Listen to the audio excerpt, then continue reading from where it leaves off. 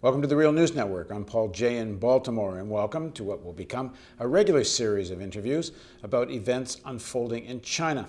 Now joining us is Professor Min-Chi Lee. He's an associate professor at the University of Utah, specializing in political economy, world systems, and the Chinese economy.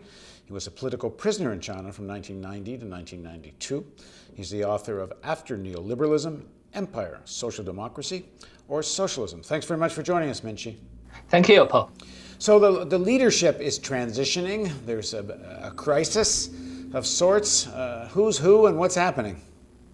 Well, basically, after so many years, let's say 3 decades of capitalist transition in China, various social and economic contradictions have accumulated. So in this context, there has been a debate within the Chinese leadership about the future direction of China. So whether China is going to continue on the path of neoliberal capitalism, or instead there's going to be some serious social reform. There's going to be some redistribution of income to correct the rising inequality. But it now appears that the side that is in favor of neoliberal capitalism has won decisively. Now, why do you say that?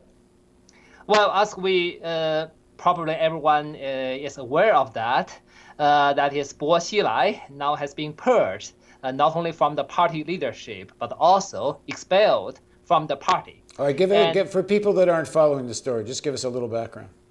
Well, Bo Xilai, he was the party secretary of the city of Chongqing, the largest city in southwest China.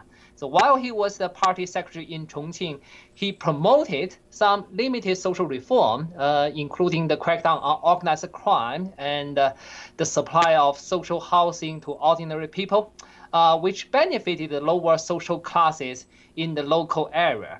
But apparently, his limited reform has undermined the interests of not only the organized crime, but also the capitalist groups associated with that, and possibly some higher up Chinese elites that have connection with the local organized crime in Chongqing. And now looks like because of that, he has been punished. Now, this is a view that supports him, but the official view is that his wife was involved in murdering somebody, and that he and his wife, in fact, were involved in some kind of corruption scandal. I mean, what is the truth of all of this, as far as you know? Well, apparently all of the information about this at this point originated from the Chinese government, and the entire legal processes have been quite dubious, and neither Bo Xilai himself nor his wife has been given opportunity to openly defend themselves. And so we probably won't know the truth, the various details, and for years and possibly for longer until we have the right political conditions. So whether there's truth or not to both sides, and perhaps both sides have been dipping into the corruption pool, I suppose. But what you're saying is there's something more profound going on here, which is this debate about the future of China. And this involves then more people than just the players we're talking about. How much, you could say, demand is there from the population for a different path? Let's say after so many years of capitalist development, and this rising inequality now is widely felt by different social layers. So not only the state sector working class that suffered from layoffs in the 1990s, but also now because of this rising inequality, it also starts to undermine the economic interests of the urban middle class who could not afford the very expensive housing in the cities, and who could not afford the kind of style of consumption they desire to have. And moreover, we know that the Chinese capitalist model is dependent on the exploitation of cheap labor for exports. But now with this, the new rising second generation of migrant workers, they could no longer tolerate the very intense exploitation as the first generation of migrant workers. So as a result, we started to see more and more strikes, and we start to see more and more the so-called mass incidents in China. And recently, there was one that happened in the city of Qidong in the Jiangsu province.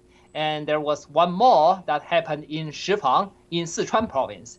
And both involved tens of thousands of people, and with the local government under the heavy attack of the masses.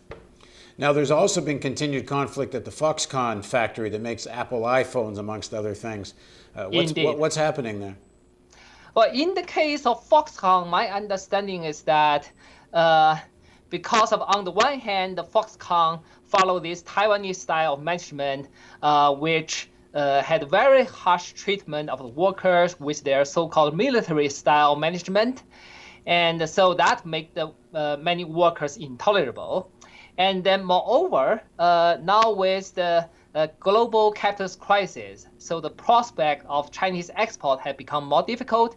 So the profit margin for Foxconn has been reduced to very, very small. So in this context, it's very easy for the conflicts between the capital and labor to become very intense. And in terms of this debate about where China is headed, is there room within the Chinese Communist Party to openly debate this neoliberal capitalist model or not? It appears that the party now has taken the position it's going to shut off any debate on this question. So in the Chinese context, the official expression is that reform and openness is not open to debate. And anything in the language of the Chinese Prime Minister Wen Jiabao, any attempt to debate reform and openness would represent a dead end, an attempt to go back to the Cultural Revolution.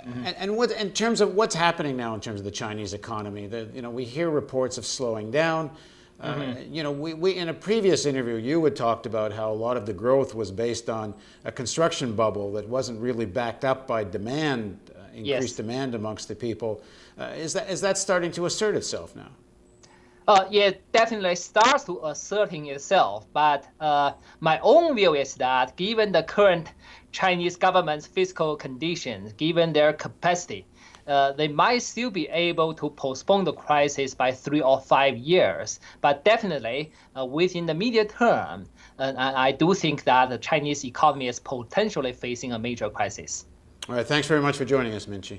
Thank you. And thank you for joining us on the Real News Network.